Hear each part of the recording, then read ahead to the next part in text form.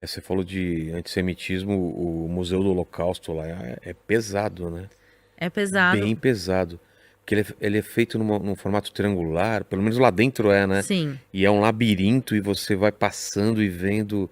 Eu tive em Auschwitz também, né? Então traz muito da, né? Tem aquela entrada, tem pedaços do vagão do trem.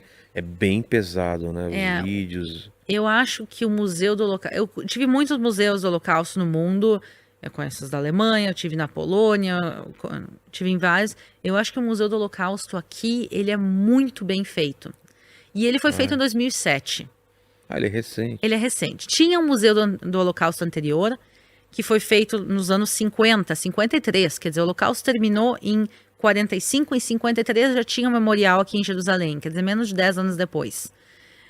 O que acontece? Quando acontece o Holocausto, quem faz tudo, quem registra, quem escreve, quem bate as fotos, são os nazistas.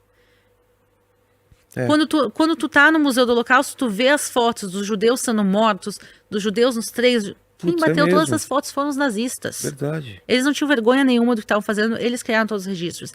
Então, normalmente, quando o Museu do Holocausto conta a história, ele conta a história através dos olhos de quem escreveu a história, que são os nazistas. Então, Não a favor deles, e por que obviamente, será que eles estavam mas registrando não isso? uma. Você tem ideia? Sim, a gente sabe. Ah, Eles, sabe? eles queriam exterminar a raça judaica, como eles chamavam, e eles queriam fazer um museu da raça judaica e contar para as futuras gerações desse grupo étnico que foi exterminado. Sei. E eles não tinham vergonha nenhuma do que eles estavam fazendo. No final da guerra, quando eles se deram conta que eles estavam perdendo, aí eles começam a queimar todos os documentos. Ah, tá. E queimar tudo, mas boa parte, eles fizeram tanto registro. O Holocausto foram 8 anos.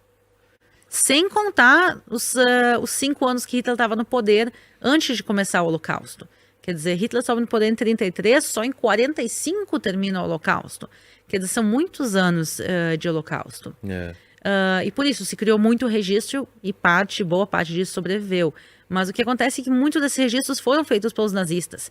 E o que o Museu Novo do Holocausto, esse de 2007, tentou fazer é contar a história do Holocausto aos olhos de quem. Não, e a história do antissemitismo, porque ele começa antes do nazismo. Sim, Ah, você começa no museu e vai contando antes, né? Até do nazismo. exatamente, porque essa é a vida. Pensa uma pessoa que começa o Holocausto com 30 anos. O Holocausto, o antissemitismo para ele não começa no dia que começou o Holocausto. Exato, Ele né? cresceu com o antissemitismo, os pais dele sofreram com o antissemitismo, os avós dele. Então o museu, ele conta a visão de tudo o que está acontecendo através dos olhos do povo de Israel, através dos judeus que sofreram o Holocausto. E eles participaram muito disso. E por isso tu falou que o museu tem o formato de um É, triângulo. Parece que as paredes estão caindo em cima de exato. ti. E essa sensação que as pessoas tinham durante o Holocausto, que o mundo deles está desabando, que a qualquer momento tudo aquilo vai terminar, mas por outro lado, o museu, pensem que é um triângulo, o pessoal que vai, e forma como se fosse um túnel. É, E no final do túnel tem uma luz. E exato. quando tu entra no museu, ele parece curtinho e parece que logo ali no final tá a luz do fim do túnel. E é essa sensação que muita gente tinha durante o Holocausto. A gente está morrendo de fome, de tifo no gueto, mas logo vai terminar. Pior que isso não vai ficar. E aí começam os transportes. Daí eles dizem, não, não, ok, pior que isso não vai ficar. Começam os campos de concentração, os campos de extermínio, as marchas da morte.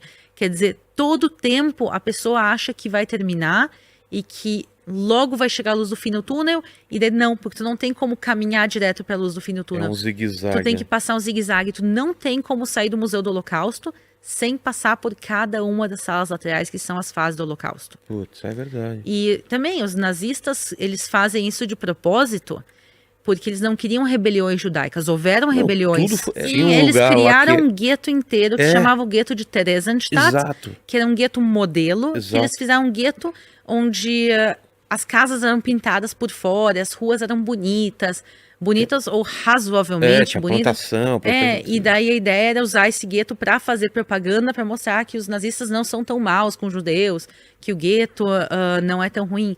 Mas era pior.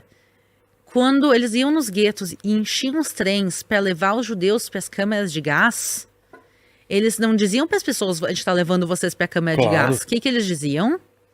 A gente está levando vocês para um campo de trabalho, vocês vão para um lugar melhor, nananã. Eles diziam que cada judeu podia levar uma bagagem. e tinha limite de bagagem. Eles davam tinta para os judeus escreverem um nome nas malas, porque diziam quando vocês chegarem lá, vocês vão receber a mala de vocês de volta. E os judeus ouvindo isso, eles subiam e diziam, olha, pior que o gueto não vai ficar, a luz do fim do túnel tá chegando, eu posso levar uma bagagem. Eles pensavam, é ruim levar só uma bagagem toda a minha vida, mas é alguma coisa. Por que eles vão me deixar escrever meu nome da bagagem, comprar tinta, nos dar tinta para escrever, se eles não têm intenção de devolver?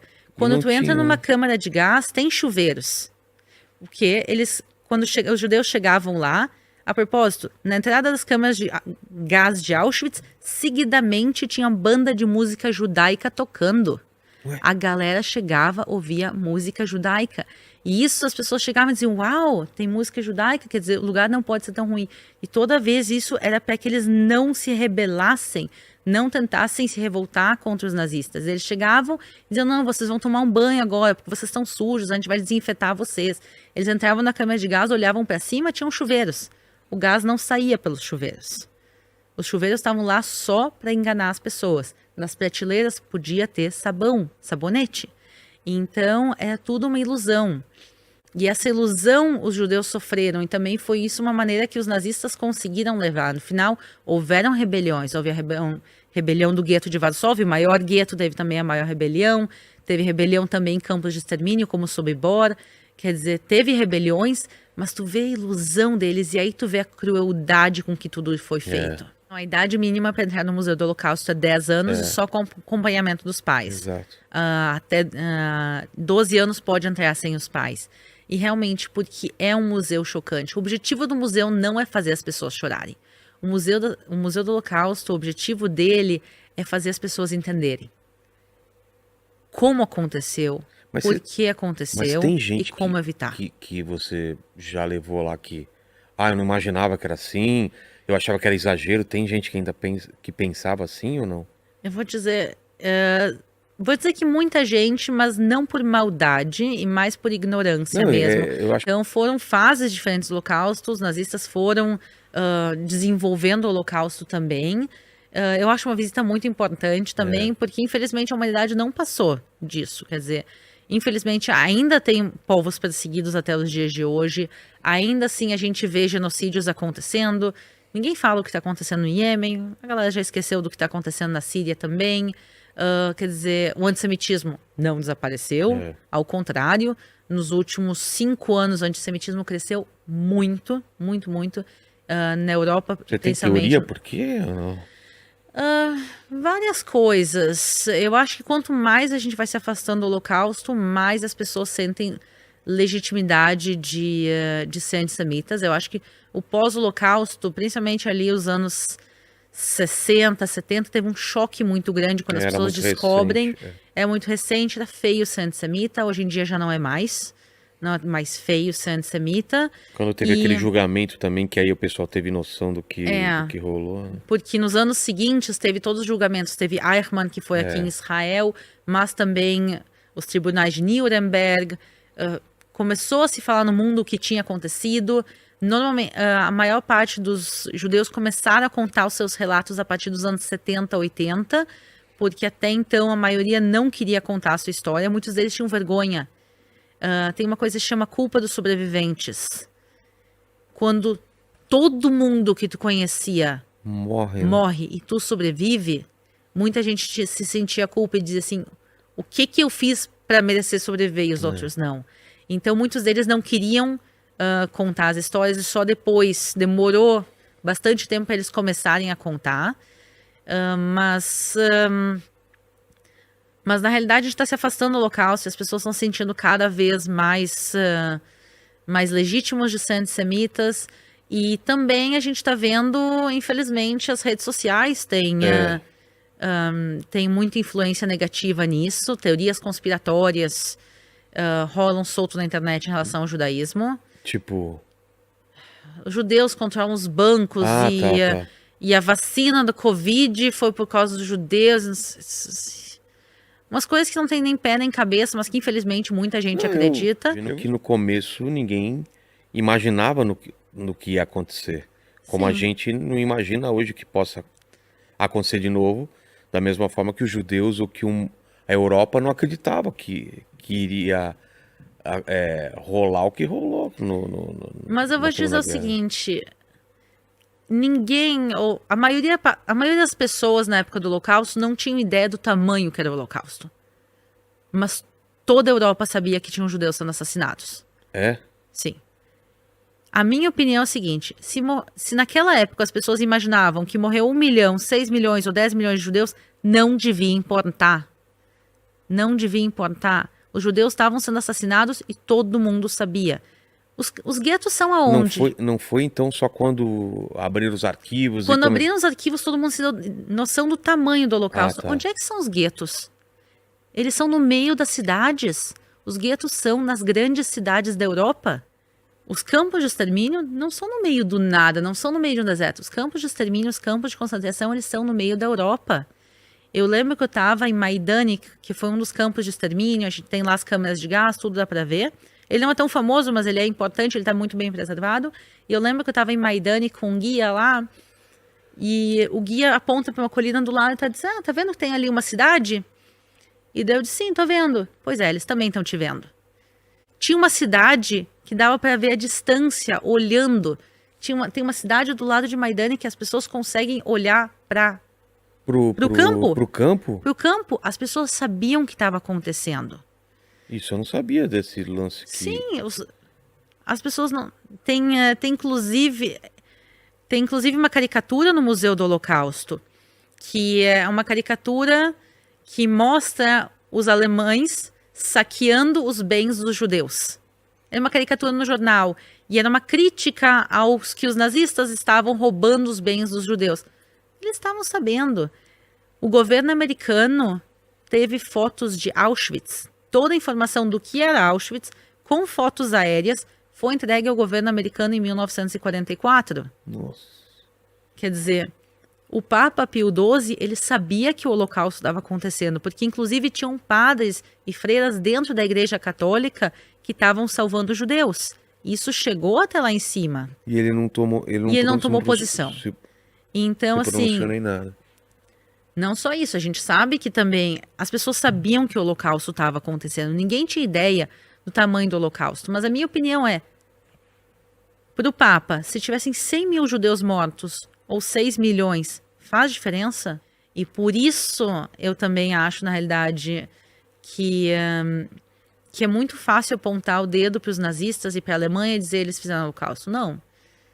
Os campos de extermínio tinham voluntários. Por exemplo, Belzec, sim, Belzec foi um campo de extermínio que matou mais de 500 mil de judeus durante um período de um ano. Tinham lá todo o tempo entre 90 e 120 ucranianos voluntários. A galera da Ucrânia ouvia que estava acontecendo o campo de extermínio e eles estavam indo lá se voluntarizar. Sem ganhar nada? Sem ganhar nada. Eles ganhar pouquinha coisa, assim, ajuda de custa, voluntário. Mas eles estavam indo lá se voluntariar para ajudar no extermínio de judeus, porque não era todo o povo ucraniano, mas os voluntários estavam indo porque eles queriam ajudar no extermínio de judeus. E agora, como é que eles ouviram do campo? Como é que eles chegaram até lá? Eles estavam indo. Como é que eles acharam 6 milhões de judeus para matar? Porque, seguidamente, quando os nazistas chegavam numa cidade polonesa, os próprios vizinhos diziam: tá vendo aquela casa, a terceira casa azul? Aquela casa ali é de judeus. Porque queriam ficar também com os Porque bens, eles queriam né? ficar com os bens. Tanto Então, que lá no museu os guias falaram que mesmo quando fugia ou quando eles não eram pegos, não podia voltar para casa porque senão eram mortos pelos poloneses ou pelas pessoas que tomaram a casa dele. sim, teve assassinatos de judeus na Polônia em 1946, pós-Holocausto. Quando Exato. termina o Holocausto, quer dizer, judeus Eles tentam tentaram voltar para suas casas e eles não puderam. Quer dizer, obviamente não devolveram a casa, mas não só isso, eles voltaram e aí os poloneses mataram esses judeus que estavam voltando. E as propriedades não foram devolvidas. Por lei, na Polônia, até os dias de hoje, as propriedades não vão ser devolvidas. O meu avô, a casa que ele cresceu na Polônia, existe até os dias de hoje. A gente tem os documentos da casa provando que é a casa da família. O governo da Polônia diz que não vai devolver. Putz. Não que a gente tenha interesse no valor da casa. Uma casinha de simples. Sei, mas é uma família, minha família da mas pobre na demonstra, Polônia.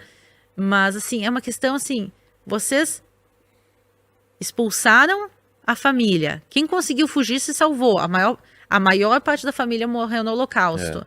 E o mínimo de dignidade que é devolver os bens, não. E também agora passou uma lei, acho que faz uns 5 anos atrás, que proíbe falar do Holocausto polonês na Polônia. Ué? O que essa lei fala? Ela fala que os nazistas fizeram o Holocausto, ponto. Então é proibido falar do colaboracionismo polonês durante o Holocausto. Tu não pode falar da ajuda que os poloneses deram, de nada que os poloneses fizeram para ajudar o Holocausto. Teve muitos poloneses, obviamente, que salvaram judeus, mas teve muitos que colaboraram com o Holocausto.